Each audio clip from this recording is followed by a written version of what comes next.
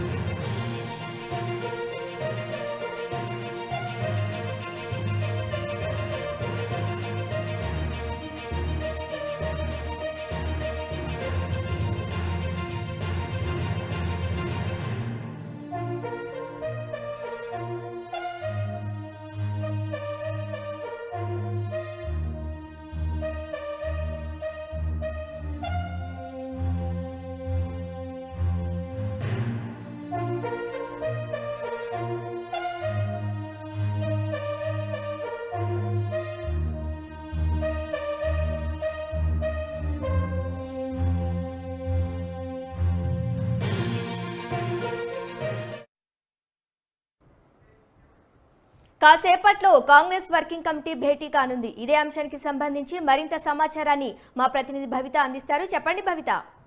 శిరీష, మరికొద్ది సేపట్లో ఢిల్లీలో సిడబ్ల్యూసీ సమావేశం జరగనుంది. ముఖ్యంగా ఈ సమావేశానికి తెలంగాణ నుంచి సిడబ్ల్యూసీ మెంబర్ అయినటువంటి వంశీచంద్ర రెడ్డితో పాటు సీఎం రేవంత్ రెడ్డి కూడా పాల్గొనున్నారు. ముఖ్యంగా మల్లికార్జున ఖర్గే పార్టీ అధ్యక్షుడు, ఏఐసీసీ అధ్యక్షుడు మల్లికార్జున సమక్షంలో జరిగేటువంటి ఈ సమావేశానికి సోనియా గాంధీతో పాటు రాహుల్ గాంధీ, ప్రియాంక గాంధీ, ఏఐసీసీ నేతలు కూడా పాల్గొన్నట్టుగా తెలిసింది. ముఖ్యంగా వస్తున్నటువంటి సార్వత్రిక ఎన్నికలకు సంబంధించి మేనిఫెస్టోను రూపొందించే విషయానికి సంబంధించి ఈ రోజు ముఖ్యంగా సమావేశం అయితే నిర్వహిస్తున్నారు. ఈ సమావేశానికి తెలంగాణతో పాటు ఇటు కర్ణాటక, మిగతా మధ్యప్రదేశ్ సంబంధించి రాష్ట్రాల సీఎంలతో పాటు ఏపీ నుంచి కాంగ్రెస్ నేతలు పాల్గొన్నారు. మొన్నటి వరకు ఉన్నటువంటి ఏపీసీసీ చీఫ్ రుద్రరాజుతో పాటు మరికొంతమంది కాంగ్రెస్ నేతలు ఈ సమావేశానికి పాల్గొంటారు. ముఖ్యంగా వచ్చేటువంటి లోక్సభ ఎన్నికలకు సంబంధించి మేనిఫెస్టోలో పొందుపరిచిన అంశాలు ఏవైతే ఉన్నాయో ఆల్రెడీ ఈ నెల మొదటి వారంలో 6వ తారీఖున పార్టీ సీనియర్ నేత సమక్షంలో కొన్ని అంశాలను పొందుపరుస్తూ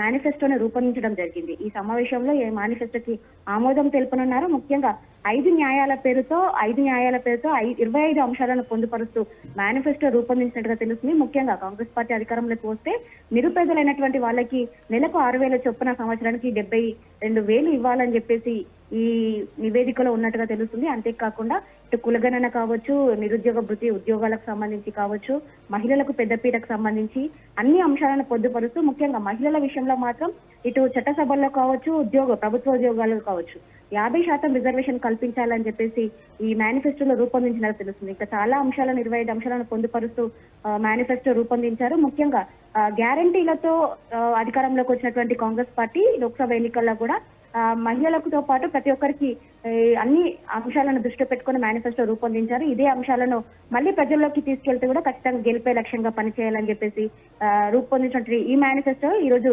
ఆమోదం తెలుపనున్నారు సిడబ్ల్యూసీ సమావేశంలో. Sirisha. Okay Bhavitha, thank you.